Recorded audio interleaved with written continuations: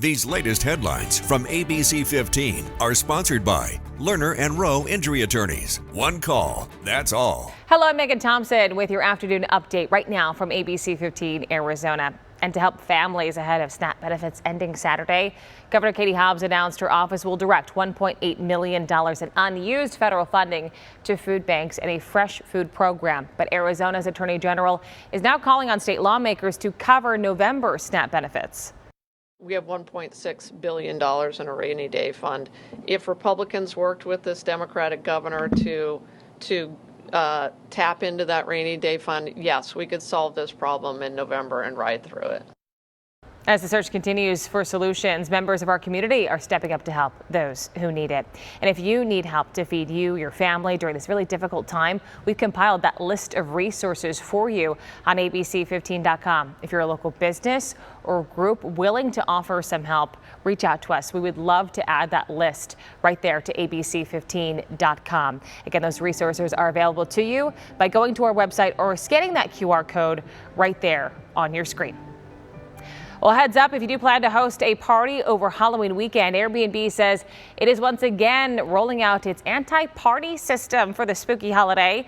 The company says last year its policy prevented more than 40,000 people across the U.S. and Canada from booking entire home listings for Halloween. In Arizona, that number was just over 1,000. Airbnb's technology evaluates the potential party risk by reviewing the length of a reservation, the distance from the guest's location, and the timing of a booking. High-risk bookings will be blocked with alternative accommodations suggested.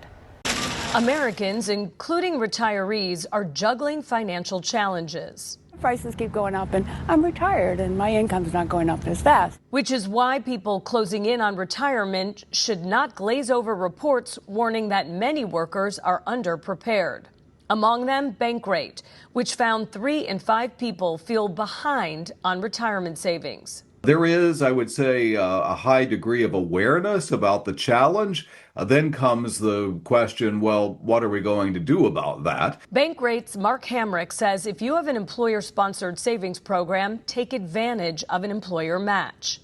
That's money, if you don't take advantage of that, you're truly leaving on the table. Sabino Vargas is a senior financial advisor with Vanguard, which found 42% of Americans are currently on track to achieving retirement security. We believe we're seeing strong progress, and that's mostly because of access to 401k plans. But he says there's room for improvement for baby boomers and Gen Xers approaching retirement age.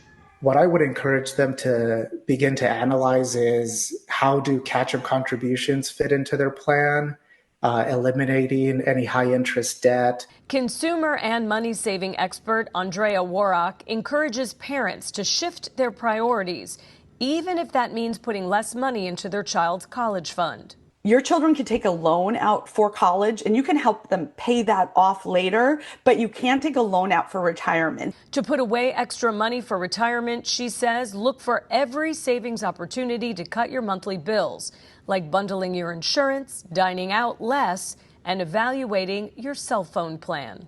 So start figuring out where you can cut back.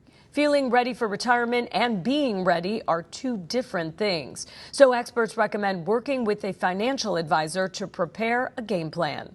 If you still feel behind, consider working a few years longer or even part-time. Do you have a hobby or a skill that you can promote? Even if you're a year away from retiring, Hamrick says there's always an opportunity to do better. Every bit of incremental improvement that you make in this process is going to make a difference. Holly Furfer, Scripps News Group.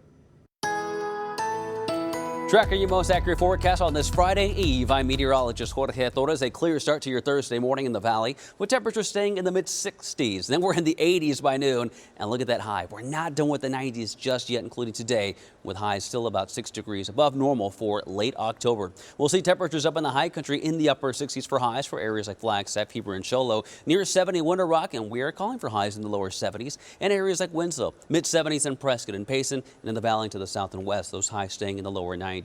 But we'll be slowly cooling down the rest of the week and into the weekend with highs on Halloween now at 89 degrees. Same for the first day of November, but Don't get used to it because we're back in the 90s beginning Sunday through Tuesday of next week with lows in the 60s in the valley. And the high country will keep those highs generally in the mid to upper 60s through at least next week, with overnight lows on the cooler side through Saturday morning below freezing.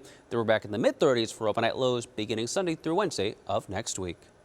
Another update tonight. Until then, you can get the latest news, weather, and traffic at abc15.com, or you can download that free ABC15 mobile app.